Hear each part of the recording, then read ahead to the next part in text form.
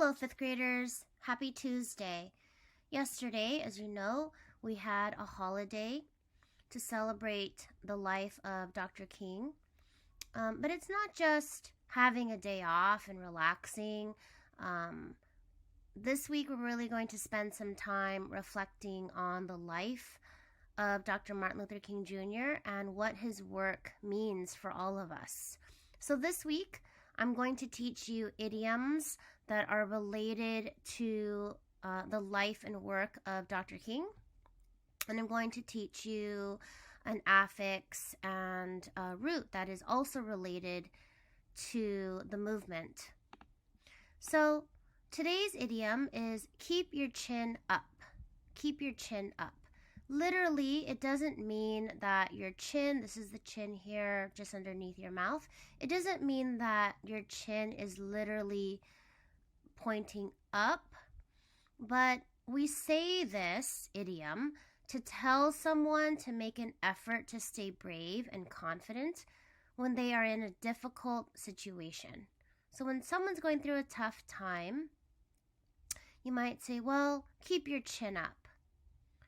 We'll get through this together. This might be actually a good idiom now as we're going through a pandemic and there are many difficult situations in many homes.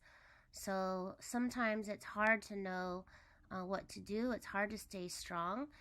It's hard to keep going, but we have to keep our chin up and just little by little push through, and doing it together with family, friends, can help. Now, Dr. King, I imagine that he really had to think about doing this, keeping his chin up, because he really faced difficulties. Here's a sample sentence. Dr. King kept his chin up even when his home was bombed and he was put in jail unjustly. He was in dangerous situations but never gave up.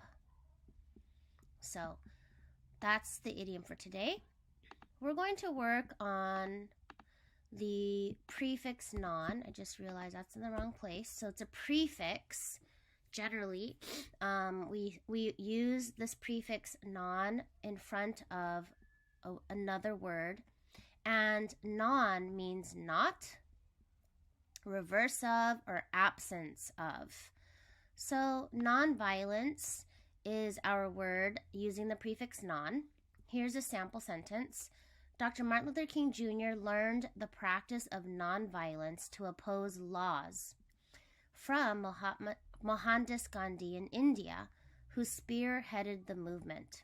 So in India, there was a situation where the government was, where there was racism and where there was rule by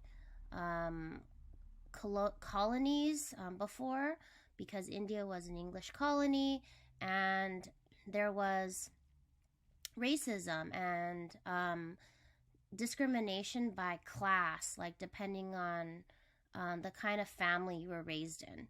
So Gandhi led this movement of peace. He used nonviolence to lead his people to freedom. So similarly, when Dr. King was in his studies in college, he learned about Gandhi and decided to use the same ideas, where he used non-violence to oppose the laws at the time, where there was a lot of segregation. Segregation means separation of people. So instead of, let's say, fighting with fists and riots, he used non-violence in the form of peaceful protests, marching, words. He used his words in the form of speeches, because he was a very good orator. He was really good at making speeches and putting his words together in such a way to promote his ideas. Okay, so what does non-violence mean? This is the practice of opposing a government or an action without using violence. So it's without using violence. It is the absence of violence. This is very important. It is what he is known for, because it's actually, when you think about it, probably very hard to just use words. Sometimes we get angry and we sometimes, let's say, bang our fists on the table or something in anger, it is probably harder to not use violence, right? Because sometimes your anger takes over. Let's say, just like even in talking to your sibling, and maybe you push them, or you use really mean words, versus just being calm and peaceful and using calm words and using calm speech or explaining how you feel. Like, when we think about that, I think that's really hard, actually, to be calm when you're very angry about something that is unjust. Now, we're going to learn the Latin root civ or cit, which means city, big town, citizen. So the example is civil rights. Civil rights. You're going to hear this term a lot this week as we learn about Dr. King's life and that time period.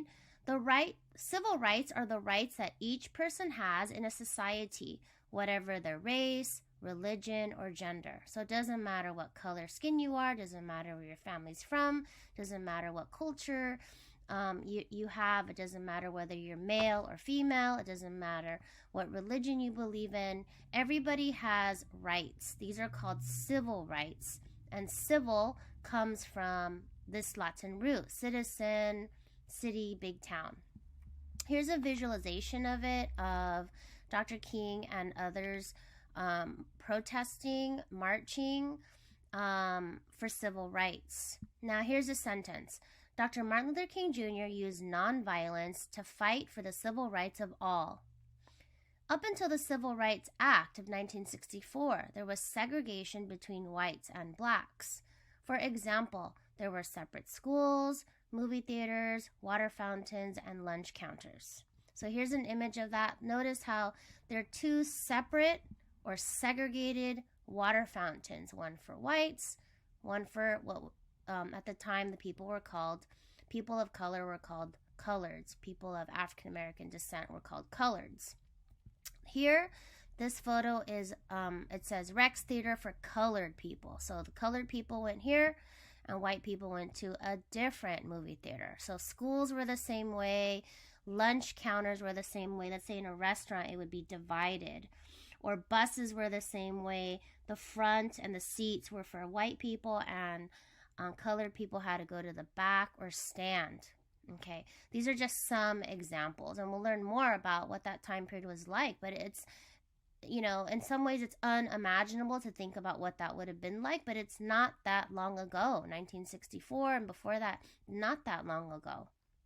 So this week we're learning about the life of a very important person, Dr. Martin Luther King Jr. Idiom, keep your chin up. Prefix, nonviolence. Latin root civ or cit with the word civil rights. Okay, good job, 5th graders.